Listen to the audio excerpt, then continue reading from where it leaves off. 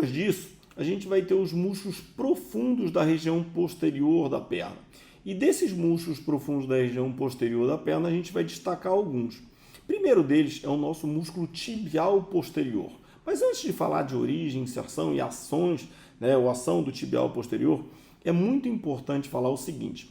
Quando a gente estuda os livros, muitas vezes a gente estuda ou a gente vê a ação relacionada simplesmente com o movimento que ele faz durante a sua contração concêntrica.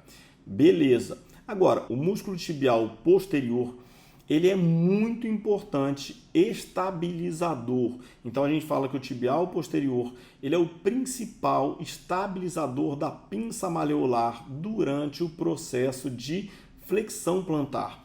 Por quê? Porque durante esse processo de flexão plantar, então, ou seja, durante o momento que a gente está colocando o pé para baixo, o talos, então, ele sai da pinça maleolar e, consequentemente, a porção anterior do talos, que é a parte mais espessa, então ela desencaixa. Isso faz com que haja uma folga na pinça maleolar e existe uma tendência, então, de afrouxamento da pinça. Quem dá sustentação para a articulação da pinça maleolar, então, vai ser o meu músculo tibial posterior. Então, ele é muito importante, estabilizador, e ele vai ter uma função muito importante lá na articulação do meu tornozelo.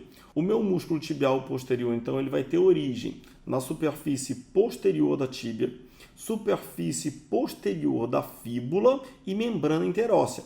E depois ele vai se inserir na tuberosidade do osso navicular, em todos os ossos cuneiformes, osso cuboide e bases dos ossos metatarsais, segundo, terceiro e quarto. E quando a gente pensa em ação relacionada então a movimento, ele então vai atuar na articulação talocrural como um flexor plantar, ou seja, ele faz flexão plantar do pé, tá? Então, essa é a importante função dele quando a gente pensa em movimentação. Agora, ele também vai atuar na articulação subtalar, com a função de inversão do pé, e além disso, ele vai sustentar o arco longitudinal do pé, ou seja, olha quantas funções importantes, além da função biomecânica, como eu já tinha dito para vocês, então, da função biomecânica de estabilidade, então, da pinça maleolar. Ele vai ser inervado pelo nosso nervo tibial, e esse nervo tibial, então, ele vai ter suas raízes em L4 e L5. E a vascularização, então, vai ser feita através dos ramos da artéria tibial posterior.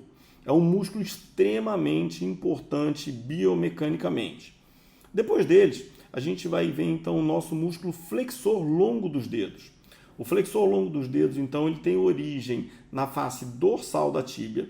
Ele vai ter a sua inserção nas bases das falanges distais do segundo ao quinto dedos. Ele vai ser inervado pelo nervo tibial, e esse nervo tibial, então, ele vai ter suas raízes em L4, L5, S1 e S2. E a função, então, vai ser flexão dos dedos laterais, flexão plantar de tornozelo, e ele vai ser responsável, então, por dar suporte dos arcos longitudinais laterais e medial, ou seja, lateral, na verdade, e medial do pé. Depois disso, a gente vai ver o nosso músculo flexor longo do hálux. O músculo flexor longo do hálux, então, ele vai ter origem na face dorsal do perônio, na verdade, da fíbula, e membrana interóssea. Inserção na falange distal do hálux, então, como a gente pode notar aqui na nossa animação, e ele vai ser inervado também pelo nervo tibial, raízes de L4 a S2. A função é claro, se a gente está vendo o nome do músculo flexor do hálux, função do músculo, flexão do hálux, flexão plantar fraca de tornozelo, ou seja, ele vai ser um sinergista na flexão de tornozelo, mas ele também vai dar suporte para o arco longitudinal medial do pé. Depois disso, a gente pode perceber que na região anterior da perna a gente não vai ter musculatura, como eu já disse anteriormente. Por quê? Porque vai ser a região onde a gente vai encontrar a nossa crista da tíbia. E lateralmente, então, a gente vai encontrar o nosso compartimento anterolateral.